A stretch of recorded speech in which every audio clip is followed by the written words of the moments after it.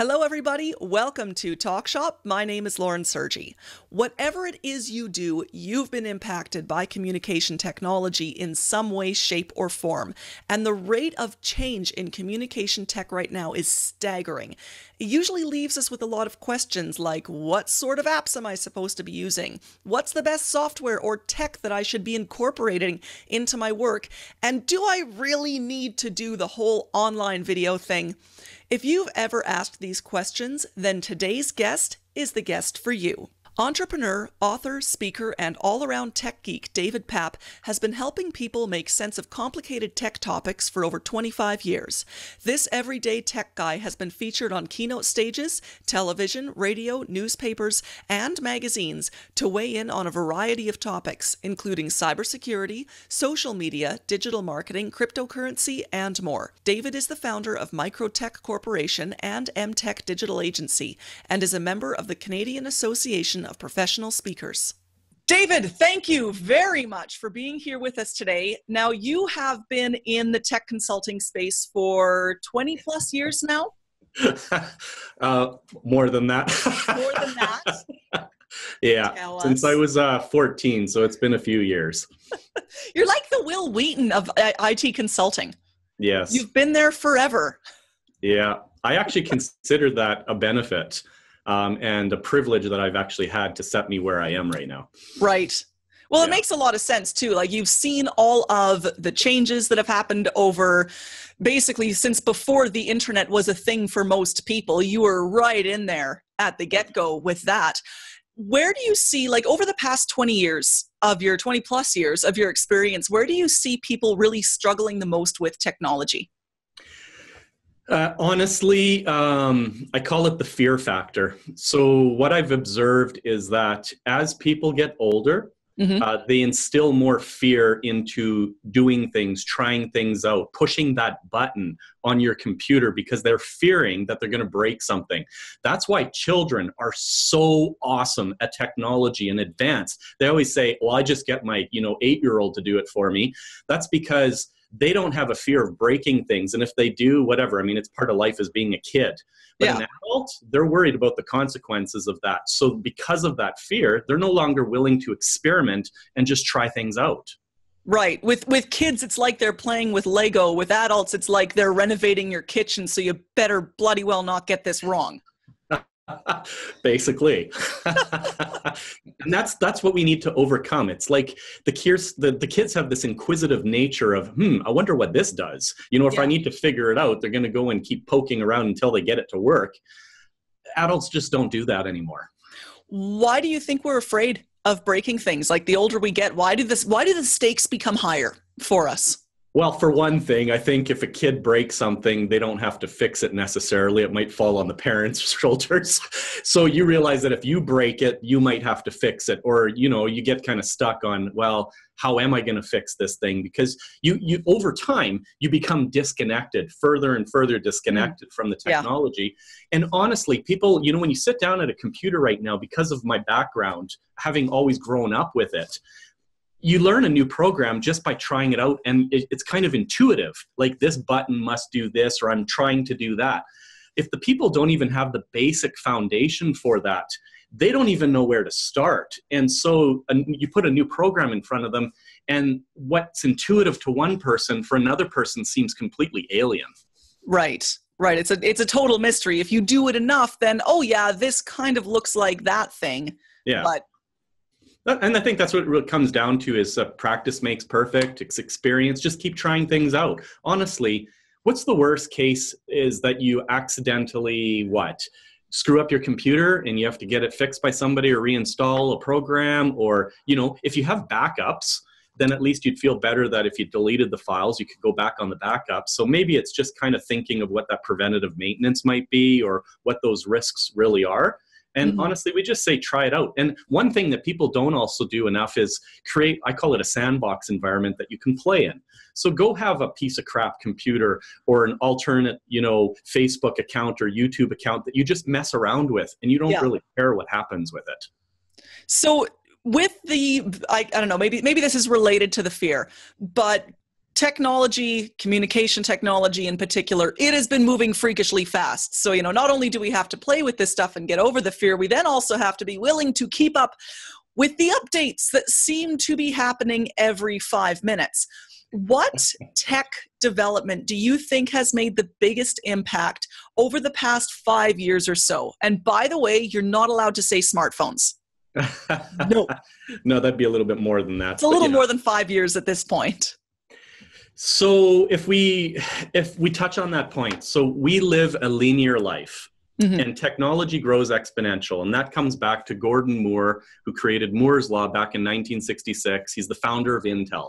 And he said that technology doubles every roughly 18 months, to 2 years. And it's held true. Since 1966, this is held true that technology is doubling. So what you get is an exponential factor, right?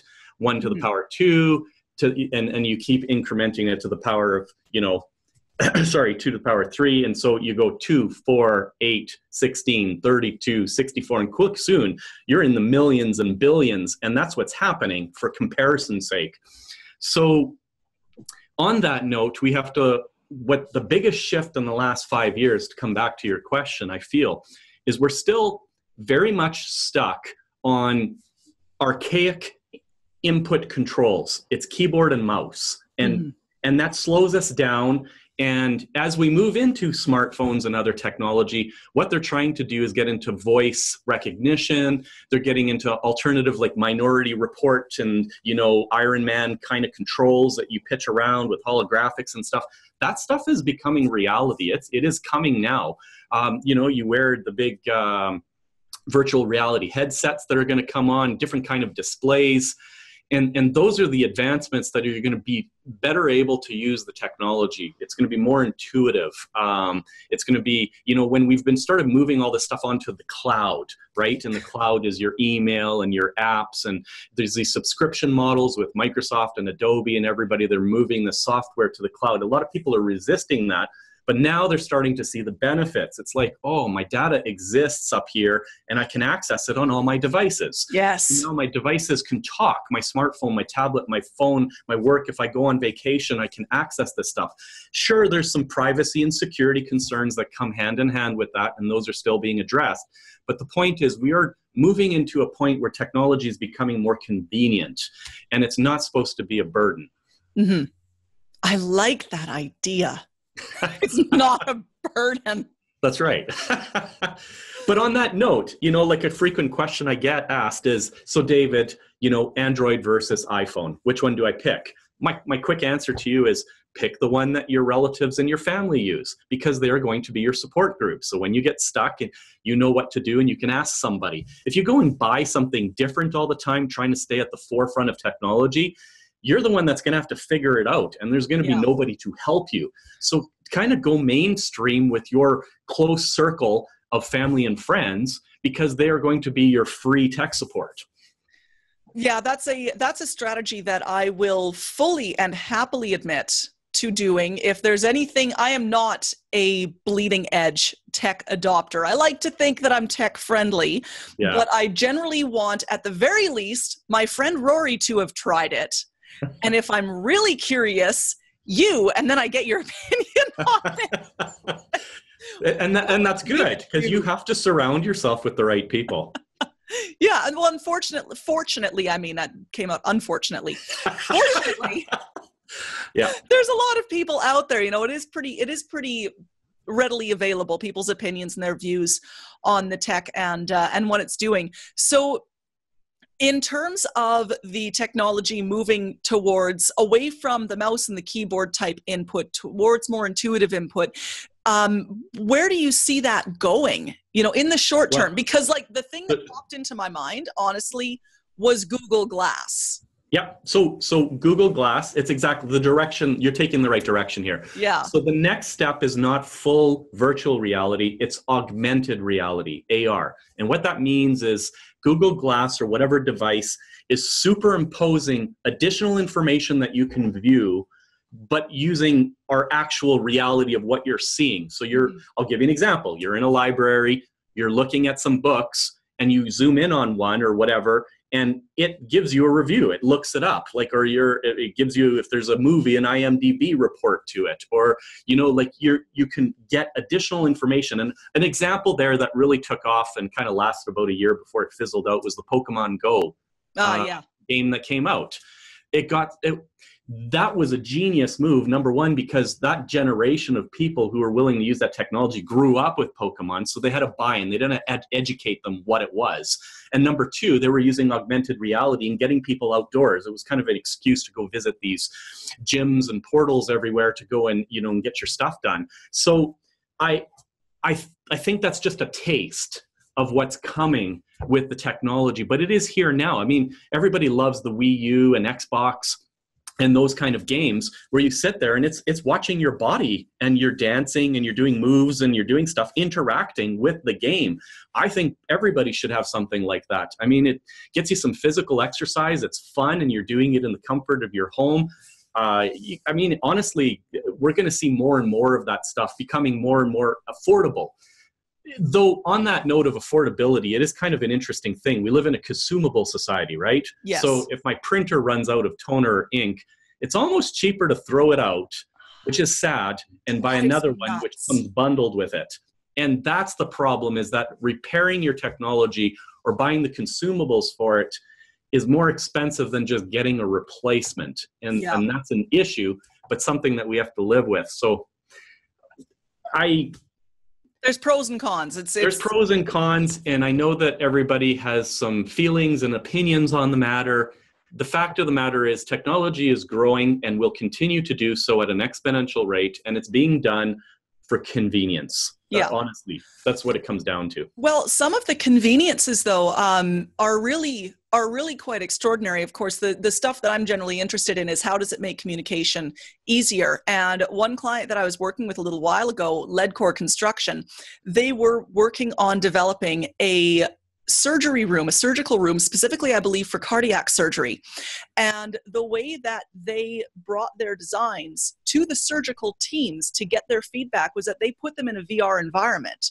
So they had the headsets. I believe they actually had touch-sensitive gloves. Yeah. And in that environment, the surgeons were able to interact with the space that the Leadcore people had designed for them and say, yes, the height of this table is correct. We need to move that portion of the room further away. These are inputs that without that, Leadcore would have needed to have basically built the room physically before the surgeons could really go in and try it out. So, I mean, the degree to which it just expanded their ability to communicate with one another in terms of their needs, in terms of how it was working, was extraordinary.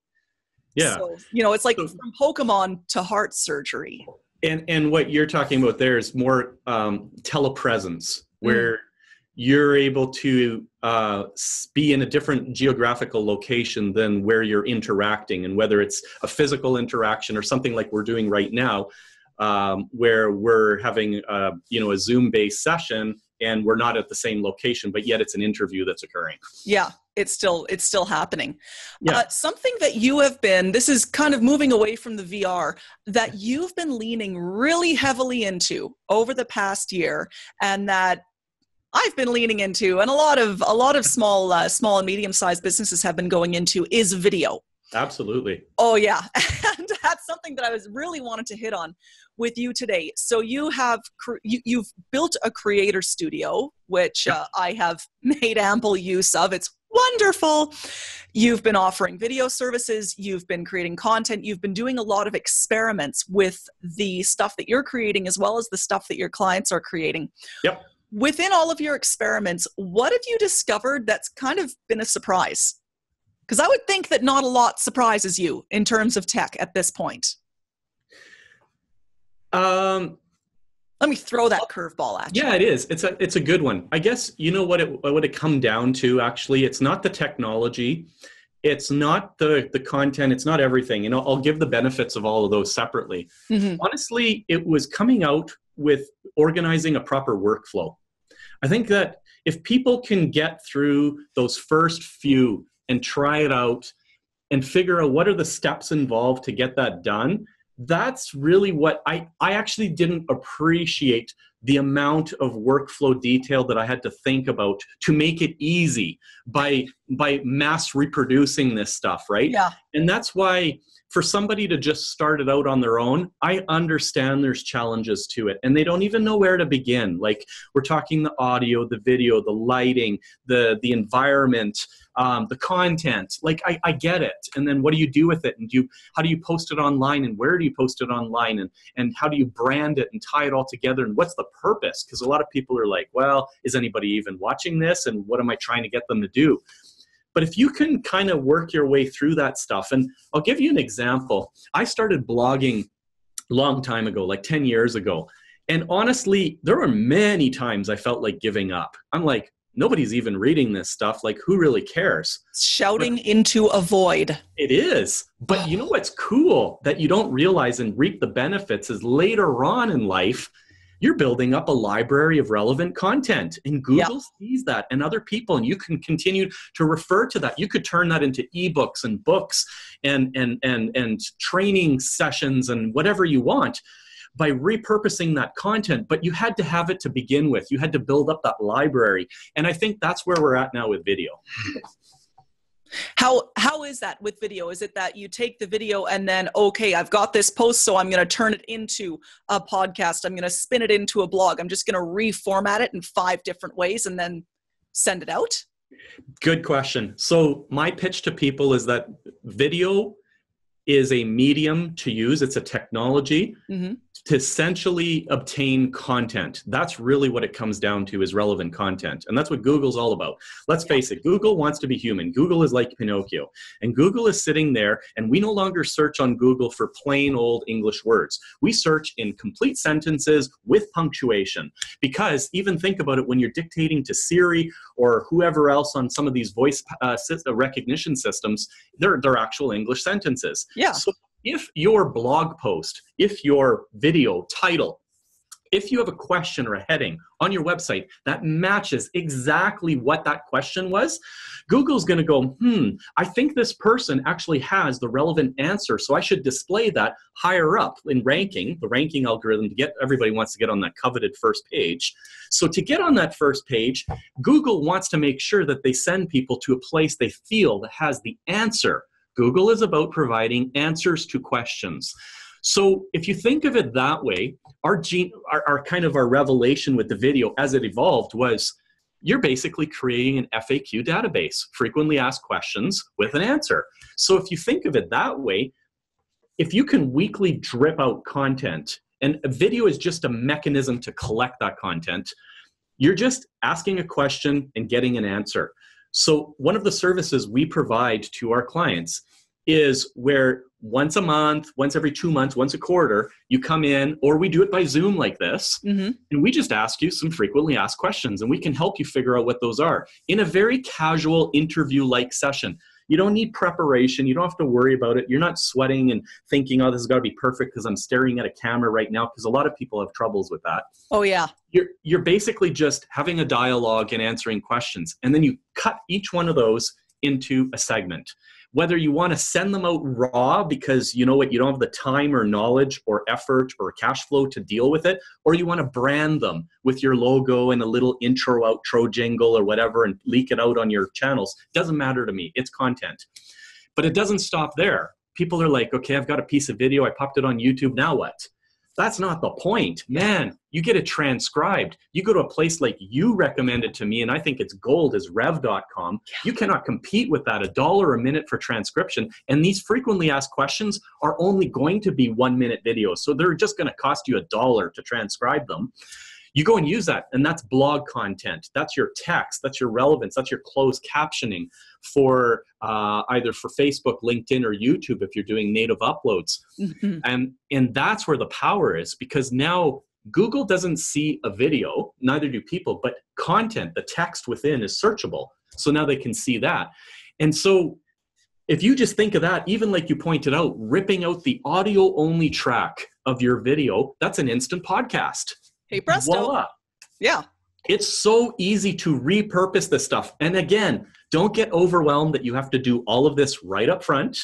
You can do that down the road because you're collecting these segments in the meantime. Whatever you do with it doesn't matter to me, even if you don't even, I would recommend you publish them. But if you don't want to drip them out once a week, sit on them and then turn them into something eventually. You'll notice a pattern.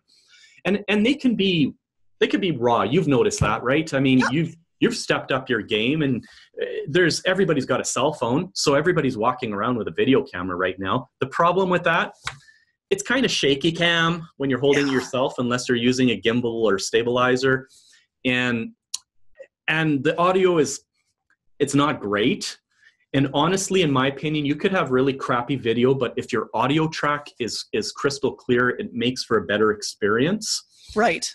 So this is all on your topic of communication. I feel if people just get the basic tools, and you can buy a wireless lav mic or a little shotgun mic for dollars. Seriously, I buy on Amazon Prime, which I live off of. You can get 3 packs of this wireless lavs for under $10 with free shipping. Like it's so cheap. You connect that into your smartphone, you clip it on your collar, you've got now crystal clear audio. Right. And that's what I think people just need to learn, or what are those quick wins? What are the easy things that are getting the low-hanging fruit so that I can make that experience that much better? Even setting down your smartphone on a table or on a stand or a tripod is going to get you some fairly good video. And otherwise, sit down in a session like this. Like, I'm sure there's lots of people like you and I that would say, hey, sure, I'll interview you by Zoom for fun, or come on in and we'll meet somewhere and you'll get a buddy to record you. And because it's easier to talk to a person than it is to yourself out in the middle of nowhere. Way easier. And actually, that's something that for anyone watching who's been holding back of doing video because you've tried, you've gotten your camera out, your smartphone camera out, and you just go blank, your throat closes up, you can't get the words out. It's weird. Yes, speaking to that little eye in the camera or on your webcam is very strange, but a great way of overcoming that friction is to do something like this, to have someone interview you and actually have a conversation. It helps get you over that moment where, again, you're shouting into the void. Exactly. And that person, if they're good, they will help you probe and explore that. And it becomes a very organic conversation. Yeah. Like, I'm sure your viewers might not even realize none of what you and I are saying here is scripted. This is completely organic. We're just winging it. Be fair. There's a slight game plan. Okay. Yes. There is. Not that much of a game plan. Yeah. What would you actually, this is a great time for this question, which is important. What would you say is the bare minimum that someone who wants to create video should have ready to go? And that can be bare minimum in terms of technology or in terms of ideas, or what? Like, what does someone need to hit that record button and get it out there? You know what? I'm going to go back to the first thing we opened up in this segment, is that fear. Just get over the fear and actually just try it. And then look at it afterwards and realize what are some things that you would change on it, like, or maybe ask a friend to kind of take a look and make some comments. Yeah. You're not necessarily going to use it. You might not purpose it, but you've got to try it. You've just got to get over it. Like one big thing, we watch a lot of people online. We follow people like Casey Neistat, Peter McKinnon, Gary Vaynerchuk. And some of the big things that they all say is you just got to do it. Just do it. Like, seriously, just try. Because you're going to beat like 50% of the population by just taking that step and actually doing it. Who cares about whether it doesn't look good and things are not perfect? Because those are excuses. Yes. And there's always going to be excuses that you've got to surmount. And they're always going to prevent you from trying it and moving forward. Yeah. And then you'll get more comfortable. It'll become easier. And then you get into your quick wins. Quick wins, audio. I think you should have some kind of mic. I don't care what that is. There's a lot of recommendations. People can contact me offline if they want some, but honestly, they're all very inexpensive. And then your video quality and the environment you're in. You don't want kids screaming in the background, or noisy environment, or wind blowing that you can't hear what the person is saying, or the sun is shining on you. You can't even see anything. Like, you just learn those things over time, but you do it by trying. Yeah. And that's very much, that iterative process is really important. And I like I said, I know there's going to be people watching this who are chewing their fingernails thinking they need to have everything in place. Go back to some of my earliest videos on this channel. They're brutal. They are brutal. But at least you did it. Well, now you're going to go look for them. But I put them out there. And then what I found is that as I was creating the video, the content started coming more easily. But the areas that I found a lot of friction in was mostly tech related. So I wanted to get a better camera. I needed to get better lighting. I wanted a better setup. But I wasn't about to invest thousands of dollars in a really great camera, or try to figure out how to make a setup in my house, which has small children pelting around it, work. So, this isn't just a plug for your studio services, but if you're watching this and you're thinking, I want to get going, but I just don't have the right equipment, if that's your excuse, look to see if there are any creator spaces in your community. Because they might have the studio and the cameras and the light and have it all set up, and all you have to do is go in, drop your stuff, and hit record.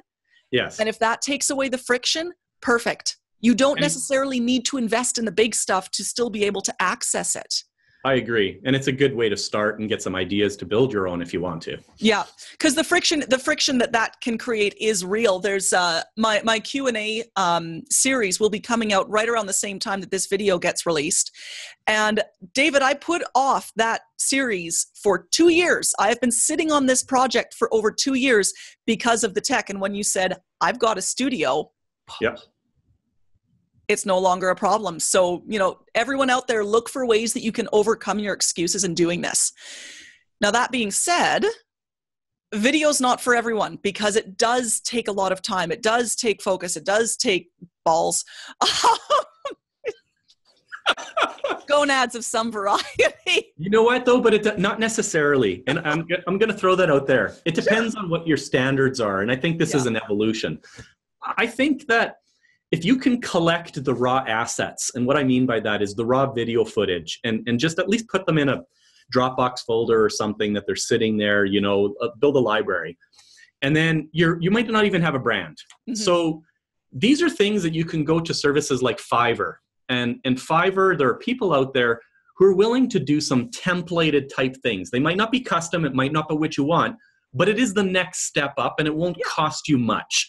And they can create you a logo. They can create you an intro or outro sequence for your video for some branding. They can put it together for you and edit it and give you a finished product that's ready to upload to YouTube. They could even upload it to your YouTube channel for you. All of this is possible and fairly inexpensive if you could reduce your standards and try not to compete with the Joneses. They might have greener grass on the other side of the fence, and you're a little envious, but that's okay. You just have to start, and eventually you'll get there. Right. So I think I know the answer, but I'll ask it anyway. Is there anyone that you would say shouldn't bother with video? If you are somebody who is looking to expand your online marketing. So you're looking to promote your brand, your organization, you have a product or service that you want to promote, whatever that might be. You need to get some eyeballs on it. Like you want to show up on Google or whatever various social channels. I think video is an excellent way to collect content. And the reason I bring that up is a lot of people struggle with content. They don't know what to talk about. Even when they build their website, they're like, I don't quite know what to put on these pages. And it becomes a stumbling block. Like it becomes something that people really get stuck on. And because of that, like when people come up to us and they say, hey, David, can you and your team build us a new website? I'll tell them right up front, we're going to have this on schedule. It's going to be ready, but you are going to be the one that's going to hold up the process because we are going to be waiting for content from you and approvals. And it happens every single time. But video would be a way to extract that. So maybe video is not being used as a means to go and promote yourself online, though I think it's awesome. It might be a way to just collect content for yourselves and brainstorm. I'll give you an example. Have a boardroom meeting with some key stakeholders, right? Where you're sitting there and they're like, so today we're going to talk about our website and we want to talk about what kind of content we should have on it. why not record the whole session so you can look back at it and maybe even get the audio track transcribed, so you've got a text version of all those great ideas that everybody tossed around to collect it. So I'm talking about video being used purely as a collection mechanism for content. Whether you want to actually use it and you think it's good enough to distribute online and publicly, that's up to you, but maybe you use it internally and private just to collect the information. That's a great insight, actually, even just using it as a collection tool. It doesn't have to be public-facing content. Doesn't have to be. Yeah, and you might find some great public-facing content in there that, once again, you can repurpose and just blend into whatever else it is you're putting out there. It's amazing, yeah. It really is. To me, the future, I feel, is where every single website has what's called an explainer video on the homepage. Yeah. Where you come to it, people don't want to read anymore. People are just sitting there at night. Honestly, they're binge watching Netflix, their favorite show, and they're doing the swipey thing on their cell phone, looking at their Instagram feed or Facebook or whatever social networks, and video is going to catch their eye on that. And if they go to a website, they're going to want to click on a video that says in like under a minute or two, this is what we are about. This is what we have to offer. And then if you've piqued their interest, then they're going to go and look at your website pages and go and poke around and read the content within to get more information. But up until that point, they're going to leave right away if they can't figure it out and they just don't know what you're about. Yeah. And we call that a bounce. And Google views bounces very negatively against you. It's more so than even the traffic that you generate coming to your website. So I just feel, and it's the way people are educating themselves now, you're going, the number one search term on YouTube now is how to. Just last fall, YouTube views have surpassed Google searches. It's 3.5 billion a day. Oh, they've surpassed them now. It's surpassed it. So Wow. They're living in the YouTube ecospace and they're learning stuff. Everybody, you go up to somebody and say, hey, have you ever gone to YouTube? Well, sure. You mean I wanted to know how to change my furnace filter. I wanted to know how to fix this thing. That's where you go. So it's a training mechanism. So, and the other thing is, don't be pushy on your videos, and don't plug things and say me, hey, look at me, come to me, I can do this. What you have to do instead is shift your thoughts on this and give away your best content for free, and establish yourself as an authority and expert in your space. That is how you are going to win, because people will naturally gravitate you. People don't want to be sold to. People will find things and they will reach out. And then we all talk about the sales conversion funnel at that point, and strong CTAs, call to actions and stuff like that. But don't worry about that right now. Just establish yourself as an authority and get recognized in your space. Right. And then the conversions will happen because you've proven that you've got the goods, basically. Exactly. Be generous. Very. And honestly, you're thinking you're giving away all your secrets. It doesn't matter. People will still come to you because they're too lazy, they don't have time, or they realize that you're an expert and they want you to package it all together for them and give it turnkey. Honestly, don't worry about that. Or even they're just looking for that human connection. You might tell them something to their face that they saw in your blog, but it's different when it's to your face. Absolutely. It's totally, totally different. So we're going to start wrapping it up, but thinking along those lines of generosity and information, you have a lot of info on your websites. I will use the plural for that. You have a fantastic package to your Social Spring course, basically helping people how to use social media a little bit better. You have got information galore on your sites. So where can we find and access all of that amazing tech and communication related content that you put out there? On that note, I have my personal brand, which is my website, davidpapp.com. I have a blog that I push out, which really essentially lately has morphed, as you said, into video. So I'm pushing out a lot of video content, which appears on my David Papp YouTube channel. But more importantly, me and my business, so with my team, we've created a new brand a year ago called MTech Digital, and we're really pushing hard on education, teaching people awesome stuff with a whole ton of content, including you who have shown up on our channel, which is the MTech Digital YouTube channel. That is probably one of the better places to go to learn and grab some tips and stuff. But if you do want to reach out, there are all the different, typical social media channels, websites. It's whatever people are comfortable with. Some people like to connect to me on LinkedIn. A lot of them are very active on Facebook. I think people kind of choose which one that they're comfortable with. Yeah. But honestly, what I'm trying to push is YouTube. We're trying to push that as the main root of all the content, a nice, generous library. It's categorized in appropriate playlists, and it just goes out from there. Eventually, all of this stuff leads in. We get this big funnel, and then I'm not even selling anything on the channel. We're not looking for anything. Right now, we are literally just building a big library.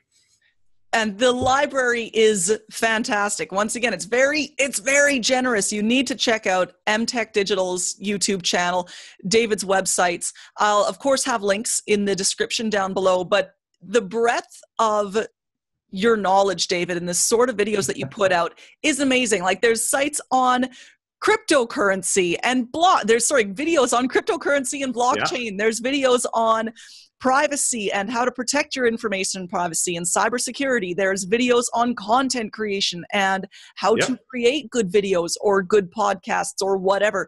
There is so much learning to be had on his sites, on his channel, on his YouTube channel. So make sure you check it out. David, thank you so much for coming here today with us, telling us a little bit about video, a little bit about all of the incredible directions that tech is taking us in our communication now and in the very near future.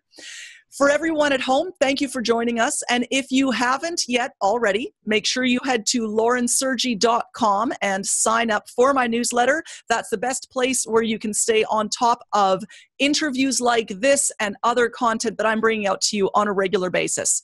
Thank you so much for being with us here today, and I look forward to seeing you on the next Talk Shop.